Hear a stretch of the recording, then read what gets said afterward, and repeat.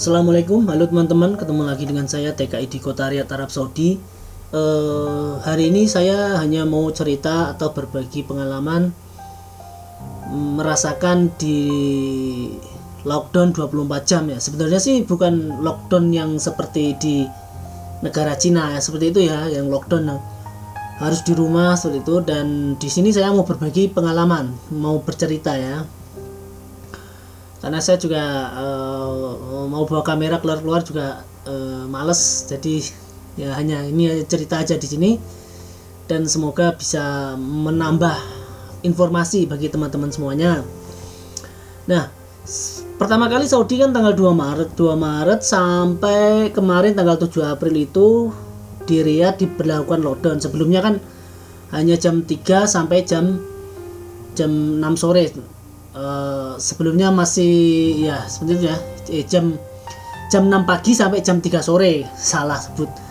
Nah, tapi itu bedanya dengan yang 24 jam ini, namanya itu curfew ya. Jadi kalau di Saudi itu judulnya, kalau di berita-berita itu kan curfew. Sebelumnya jam 6 pagi sampai jam 3 sore hanya boleh berkegiatan itu, tapi di semua boleh ke semua wilayah di Kota Riyadh. Yang ini khususnya di Kota Riyadh teman-teman ya. Saya ceritanya di Kota Riyadh karena saya tinggal di Kota Riyadh.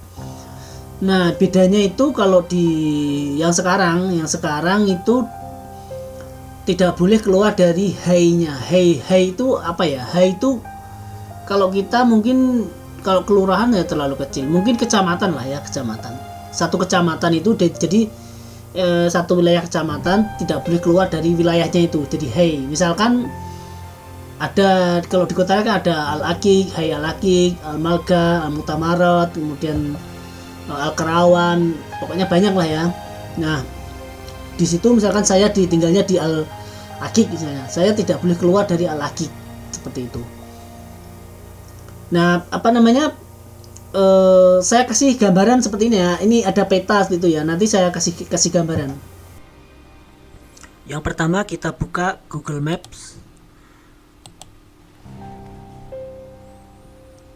Nah, ini saya contohkan, misalkan Hai, kita cari ya, Hai Al-Malka. Nah, ini saya sudah ketik kemarin.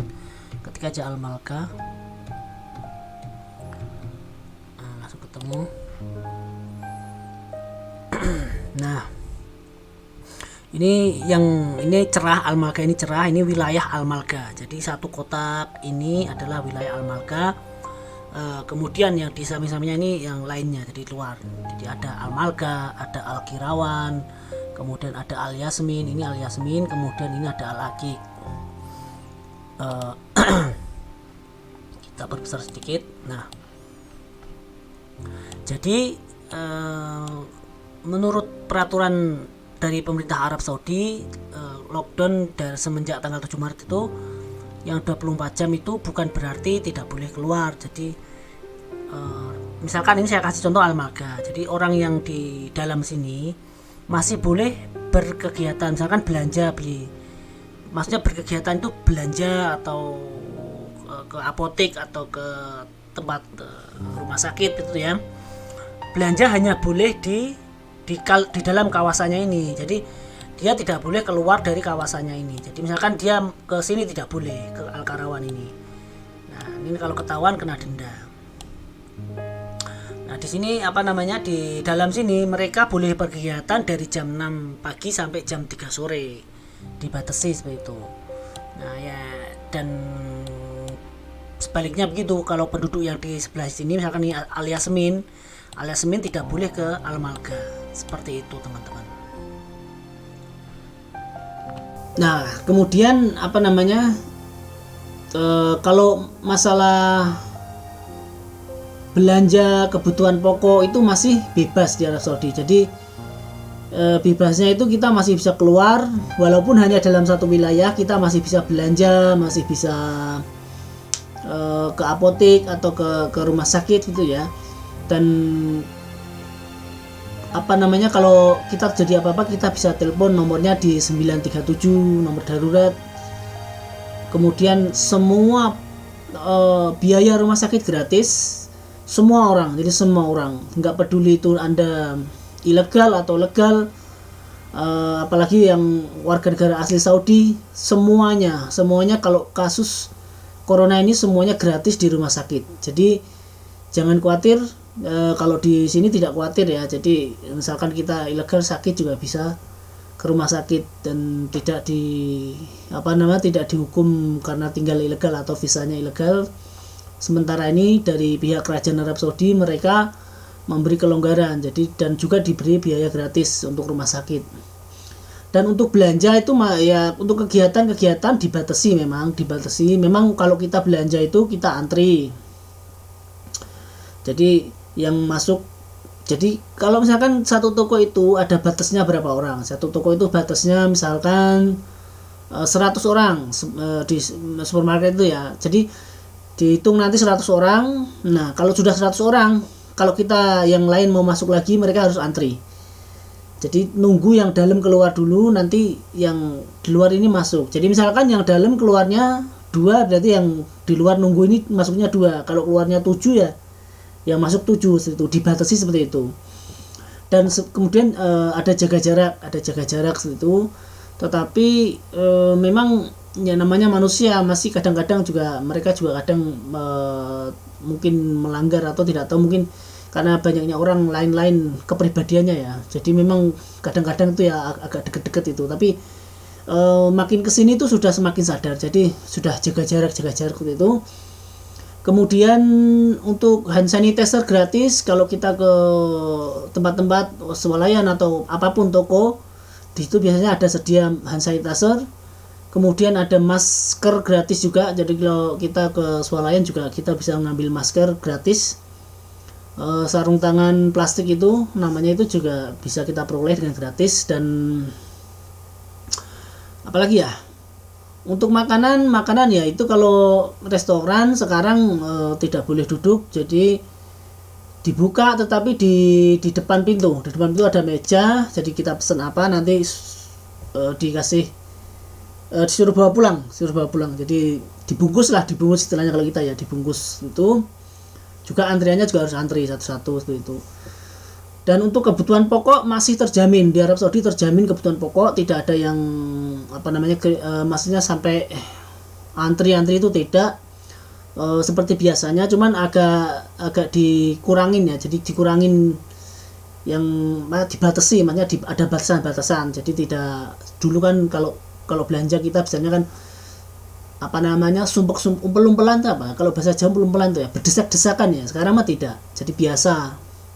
Harus jaga jarak. Dan karena di Saudi itu tidak seperti kalau di negara kita kan ada pembagian sembako. Di Saudi tidak ada.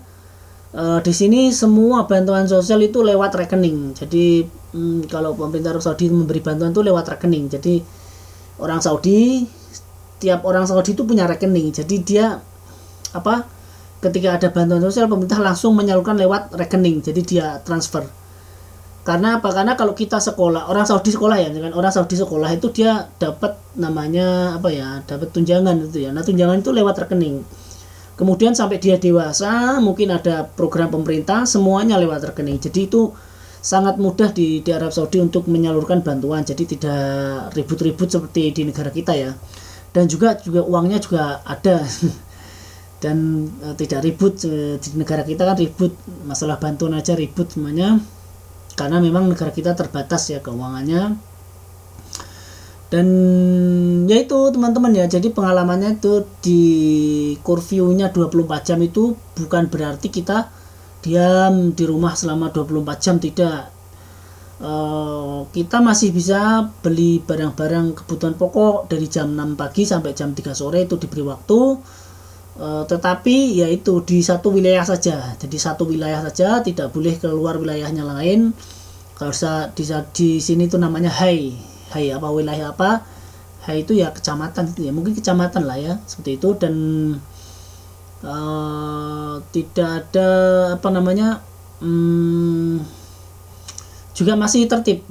Dan per hari ini juga korbannya juga masih sedikit ya. Di Arab Saudi itu korban sekitar 40-an atau 50-an itu ya, 44 kemarin kalau nggak salah.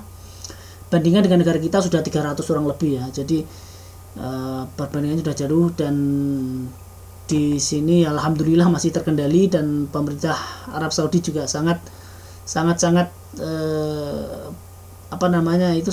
sigap ya. Jadi begitu kenal langsung ditutup umroh, visa umroh ditutup semua kan, Mekah ditutup, Madinah ditutup, kemudian langsung transportasi ditutup semuanya. Jadi Arab Saudi langsung sigap ditutup semua. Walaupun ya jumlah kasusnya juga lumayan banyak di Saudi, per hari ini sudah 4.000-an lebih kalau nggak salah. Dan ya semoga segera berlalu ya teman-teman ya. Ini pengalaman saja ya, pengalaman 24 jam di lockdown di Arab Saudi. Sekedar berbagi cerita, sharing, semoga menambah info bagi teman-teman semuanya. Dan oke, saya rasa cukup teman-teman ya. Itu saja sharing saya. Terima kasih. Nanti kita sambung lain waktu lagi. Wassalamualaikum. Ciao.